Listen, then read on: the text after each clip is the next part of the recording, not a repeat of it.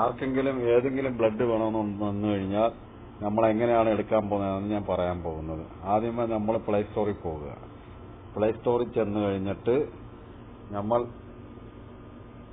Blood എന്ന് അടിക്കുമ്പോഴത്തേക്ക് ഇങ്ങനെ വരും. ഇങ്ങനെ വരുമ്പോൾ ബ്ലഡ് കൊടുക്കുമ്പോഴത്തേക്ക് ഈ ഫയലൊക്കെ വരും. അപ്പോൾ ഇതിൽ ഏറ്റവും മേളിൽ കാണുന്നത് ഇതിൽ നിൽക്കുക. ഇതിൽ നിൽക്കി കഴിയുമ്പോൾ ഇങ്ങനെ വരും. ഇങ്ങനെ വരുമ്പോഴത്തേക്ക് നമുക്ക് ഏതാണ് വേണ്ടതെന്ന് വെച്ച് കഴിഞ്ഞാൽ അത് വരും.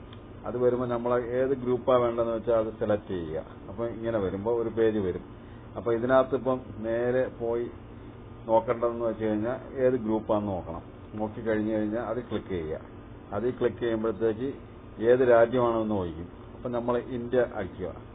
ഇന്ത്യയിൽ അടിച്ചു കഴിയുമ്പോഴത്തേക്ക് പിന്നെ അതിലെവിടെ ഏത് സ്ഥലം വേണോ, ഏത് ജില്ല വേണമെന്ന് ചോദിക്കും. അപ്പം നമ്മൾ കേരളം അടിച്ചു കൊടുക്കുക. അപ്പോൾ കേരളത്തിൽ ടിക്ക് ചെയ്യുമ്പോഴത്തേക്ക് നമുക്ക് എവിടെ വേണമെന്ന് ചോദിക്കും. അപ്പോൾ നമുക്ക് ഇഷ്ടമുള്ള ഏത് സ്ഥലമെന്ന് വെച്ച് കഴിഞ്ഞാൽ ഇപ്പോൾ തൽക്കാലം ഞാനിപ്പം കൊല്ലം ക്ലിക്ക് ചെയ്യുകയാണ്. കൊല്ലം ക്ലിക്ക് ചെയ്യുമ്പോഴത്തേക്ക് പിന്നെ എവിടെ വേണമെന്ന് ചോദിക്കും. അപ്പം നമുക്ക് ഇഷ്ടമുള്ള ഒരു സ്ഥലം അടിച്ചു കൊടുക്കുക. ഇഷ്ടമുള്ള ഒരു സ്ഥലം അടിച്ചു കൊടുക്കുമ്പോഴത്തേക്ക് ഞാനിപ്പോൾ കൊട്ടാരക്കര ക്ലിക്ക് ചെയ്ത് അപ്പം കൊട്ടാരക്കര വരും. കൊട്ടാരക്കരയിൽ ഇത്രയും പേരും കാര്യങ്ങളും എല്ലാം വരും. ഫോൺ നമ്പറും ഒക്കെ വരും. അപ്പം നമുക്ക് ആവശ്യമുള്ളവരെ ഈ ഫോൺ നമ്പറിൽ വിളിച്ച് ബന്ധപ്പെടുക. ബ്ലഡ് ആവശ്യമുള്ളവർക്ക് കൊടുക്കുക. ഇത് നമ്മളെ എല്ലാവർക്കും ഷെയർ ചെയ്ത് കൊടുക്കണം. ഒരേ വ്യക്തിയും സകല പേർക്കും ഇത് ഷെയർ ചെയ്ത് കൊടുക്കണം. അത് നമ്മളാ കഴിയുന്ന ഒരു ഉപകാരം അത്രയേ ഉള്ളൂ.